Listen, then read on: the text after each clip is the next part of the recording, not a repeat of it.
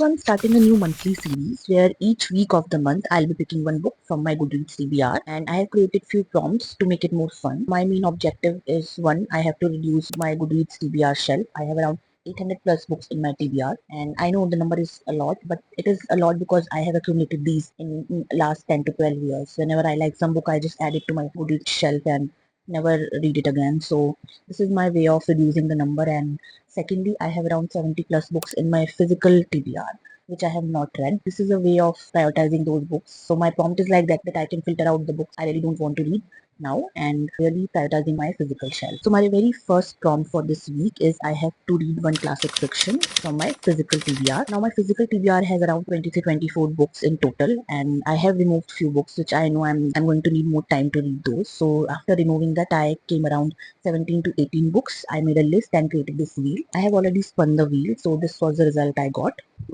Yeah, so I'm reading Little Women for my first week of this challenge, and I'm really excited to read this. I saw the very recent adaptation of this book in 2024 and I really liked it. I'll get back to you with my thoughts.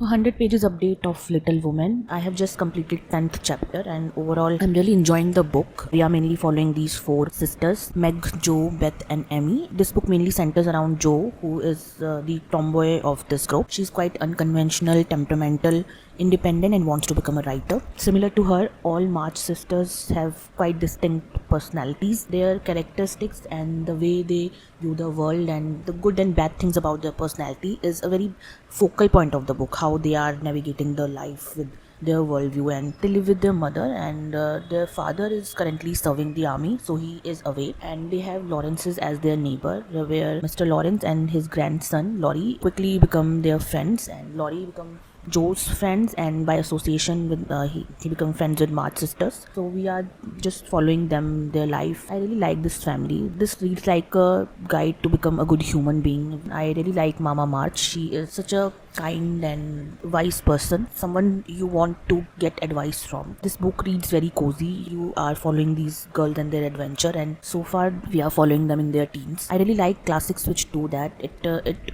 makes you feel good and also give you lesson on how to become a good person. So this has around 460 pages, so I'm 20% into the book only. So I'll give you update if anything big happens or I have some more updates to tell you.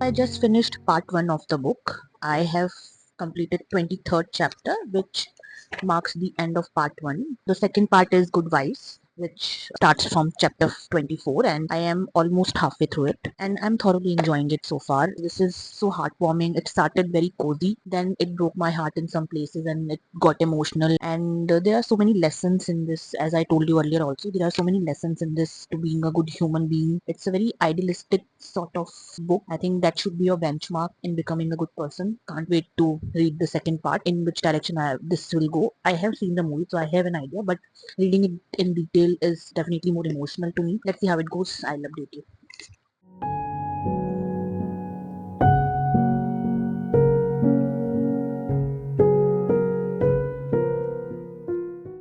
So I finally finished Little Women by Louisa May Alcott. In my last update, I spoke to you about the first part of the book. After that, I read the second volume, Good Wives. It had more of their character growth. We see them flourishes outside their contained life, and we see them getting to know themselves more. I also didn't get why people don't like the pairings in this book who end up with whom. I thought it was fine. The direction they want to go in their life, I think it made sense with that. So I really liked the ending. As I told you, I have already seen 2019 movie, so I know major events of the book. Till I think reading the book gave me more connection with these people. I found some of the chapters quite slow, but overall, as a classic, this was a great book. One of my top classics I have read so far. I know there are a few more books in the series, Little Man and Joe's Boys, but I think the sisters arc with this book wrapped up quite nicely. So I'm not sure whether I want to read them or not. But I had a great time with this. I am giving this 4.5 stars overall. So for the next book, my prompt will be I'll have to choose one book from random number generator, and I'm going to pick 3 books through this method, and I'm going to pick a book which which is readily available to me through my library, my physical TBR, and my digital subscriptions, because I'm not going to buy any physical book for this. So let's choose one. So as you can see, I have 855 books in my want to read shelf,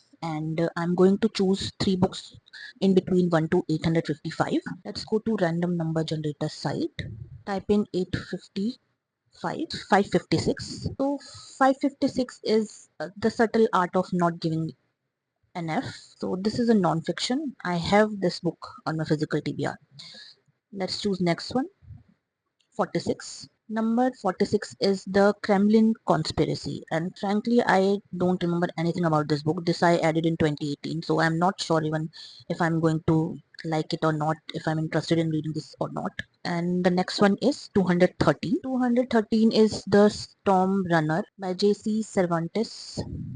This is a middle grade book. I added this book in 2018. At the time I was really big on YA fantasy, so at the time I chose this. Okay, yeah. So these are the 3 books I got. First one is The Subtle Art of Not Giving an F by Mark Manson. Second is The Kremlin Conspiracy by Joel C. Rosenberg. And third is The Storm Runner. Yes, so most probably I'll be reading this non-fiction book, but I'm not sure whether I want to read this. I need to check if I can get any of these books, so I'll be choosing that one.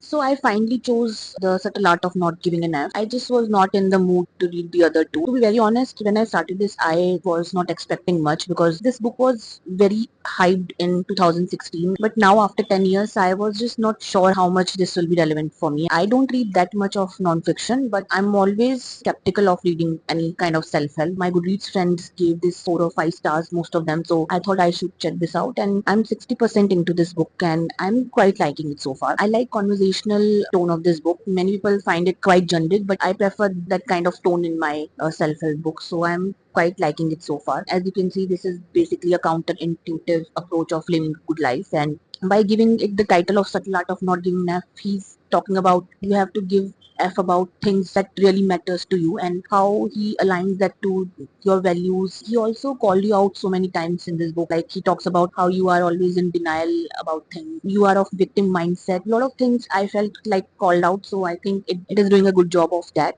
So overall, I'm really enjoying it. I think I preferred first half of this more than what I'm reading right now. But he gave so many good examples which were quite inspiring to me. I'm resonating with a lot of things he has mentioned in this book. I might give a detailed review on this in separate video. Let's see how it goes. I'll update you once I finish this one. So I finally finished The Subtle Art of Not Giving an F, and overall I liked it. I liked first part of this more than second. So in my last update I told you how I am finding two things really helpful. So it continued, but there were few things that I didn't connect with them very much. But overall I'm really happy that I read this for this video, and as this has been on my shelf since 2018, and as I was very skeptical going into it, I found it more helpful than I expected. This book broadly covers topic of how you should stop chasing happiness. You should choose your pain. If you want to do something, you want to achieve something, you should know what kind of pain you are choosing and you should sustain it. You also should choose your pain or the things you give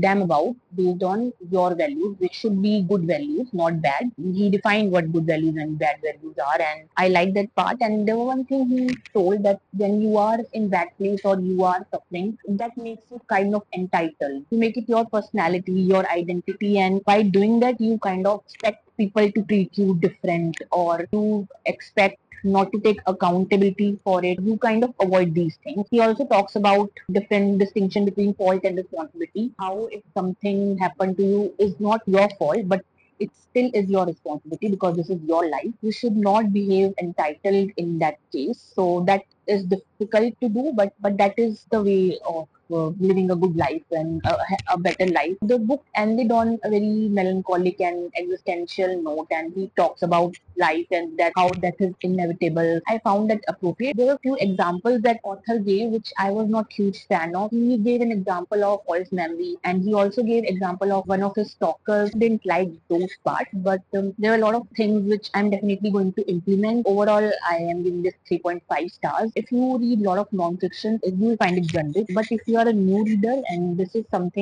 topic is something you are interested in, I'll highly recommend to you check this out. So yeah, second book completed. Now I am going to choose my third book. For my third book, my prompt is I have to choose one book I added in 2019, and then I have to pick one which starts with L. If more than one books I have in this list, I'll pick the one which is most accessible to me. So what I did, I exported my overall list from Goodreads, and on this Excel sheet, you can see I have filtered around all the books I added in 2019. I have around 137 books in this list, and I have sorted these books in alphabetical order. By the letter L, I can see only one book, Lost in the Clouds by R.K. Gold. So as I'm going to the Goodreads of this book, I can see that this is a paranormal fiction book, and mostly it is tagged as audiobook. I'll be listening to this on audiobook, and I don't know anything about this. I can see it's about a man who died and how he's navigating 7 tasks to sever his final connection to the mortal world. I don't remember anything about it, but this is short, only 142 pages, so I think this can be something I like. I'll see you in my next update.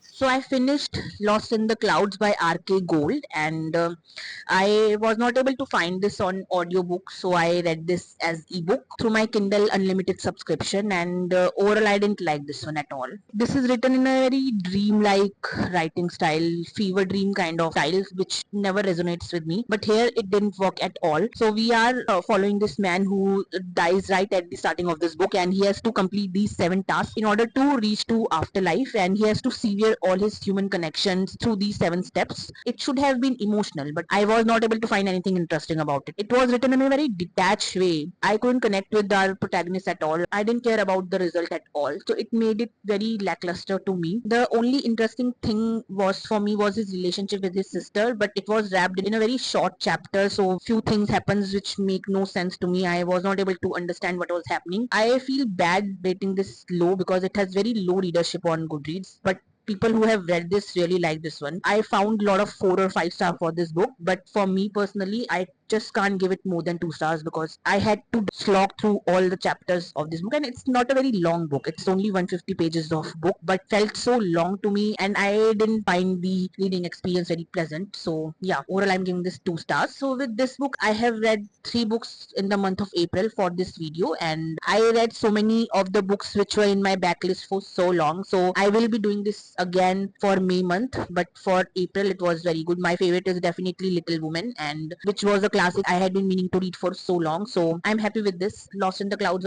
was my least favorite, but overall I really enjoyed the experience of making this video. If you like this one, just click on subscribe button and like or share this video, and I'll see you next time. Bye.